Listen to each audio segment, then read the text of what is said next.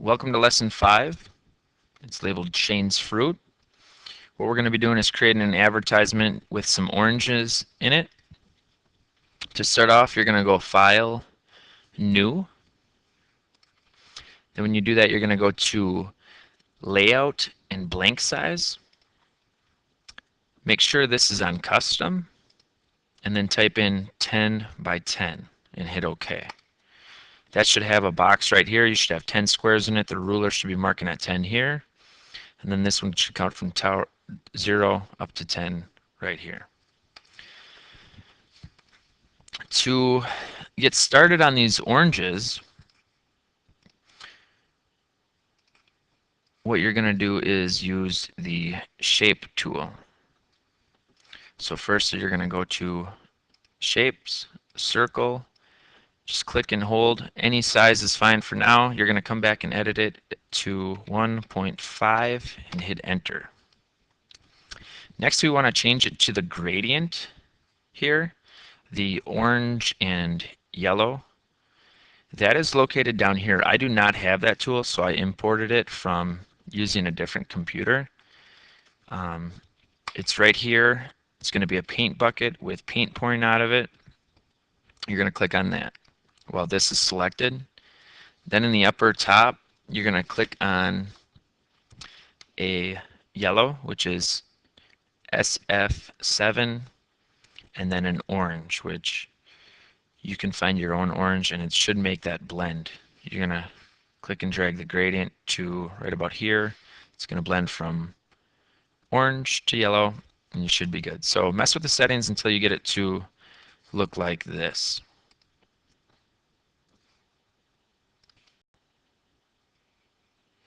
At this time, you should have a single orange with the color grading somewhat like this: an orange on the bottom, a yellow at top.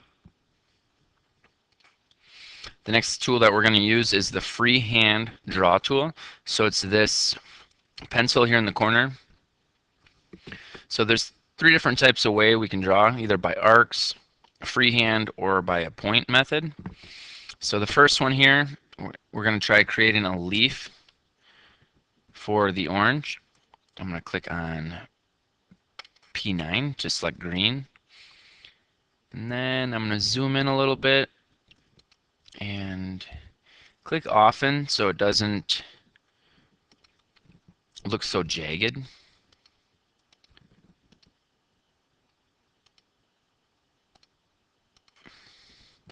I'm going to hit apply, and that should show up. I can scale it or make it thicker, wider, do whatever. So make a good leaf that way. Try the freehand. Some people are really steady with this and it's more beneficial. Mine, maybe not so much. And then try using the arc tool. So I'm going to click, go down here where I want my second point to be, but hold that click. And then I'm going to move away from it and I can bend it here. So I'm going to do the bottom arc first, so there. Then I'm going to click back up here and make that second arc larger, and then hit apply, and there's my leaf. So that one's nice and smooth. This one's a little more jagged, got points, but more of an arc. So use whatever one you would like to do, and click on the other ones and hit that power delete button. Not the backspace, but the delete. I should get rid of those. And move the one that you want to keep into position. Once again, you can stretch, do whatever you like. You can rotate it.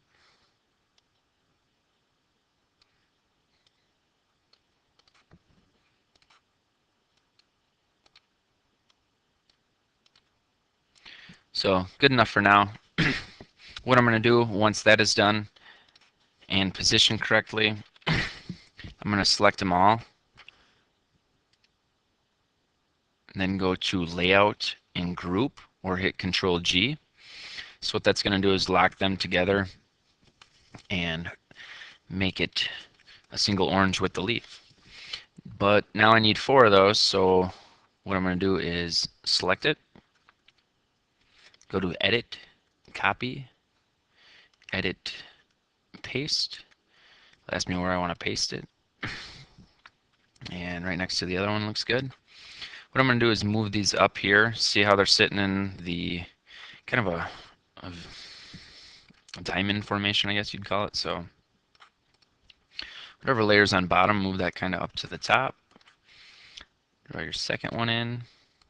I'm just going to highlight both of these, hit edit, copy, and then paste them again right about here.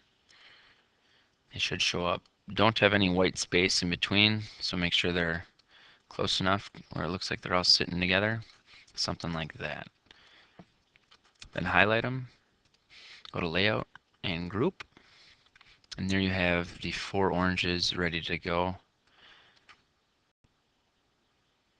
On the video, this gradient fill might not look super smooth. That's just because of the video quality. But moving on, we're going to add the text. So you're going to click on Text Tools, Compose Text. You're going to type in Shanes. You're going to highlight that text.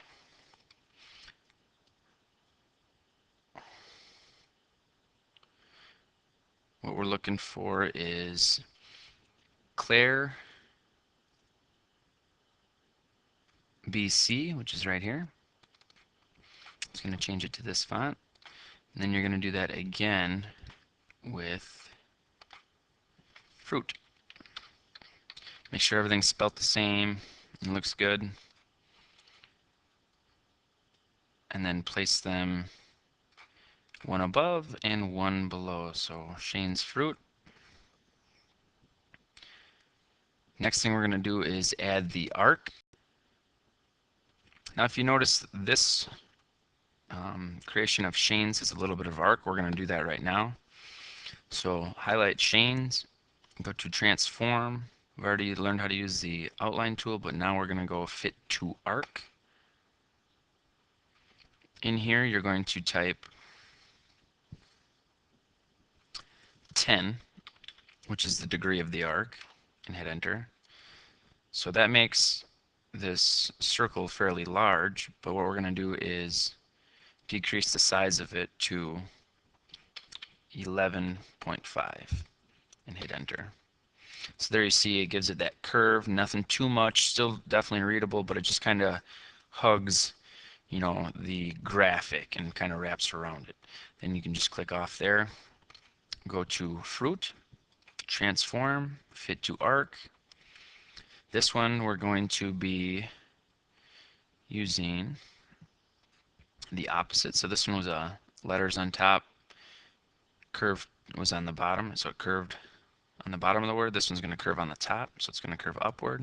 We're going to use the same settings there. So the degree of arc is going to be 10, and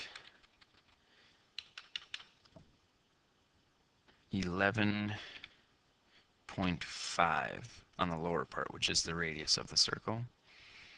We're going to click off that. You should notice you can double check if you want to move it close to a line that it will somewhat have an arc to it. Nothing crazy, but it's just visually pleasing that it's wrapping around this graphic here. So we have completed the graphic, but since this has a radiant color, we wouldn't be using just a single color vinyl. We'd be printing this on a sheet of vinyl, then cutting it out. The next step is going to create this circle around here, so it would cut out that circle in a nice perfect shape, so you didn't have to do it with the scissors, and then you could just transfer it to whatever and it'd be in this nice little shape here. So to do that, you're going to highlight everything and group them. Then we're going to go to cut and a die cut. You're going to change this shape to a circle and change the height to 5 inches. Make sure your color's on black. And hit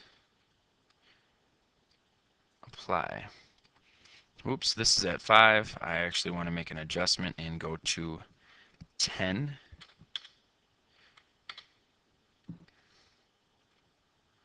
Whoa.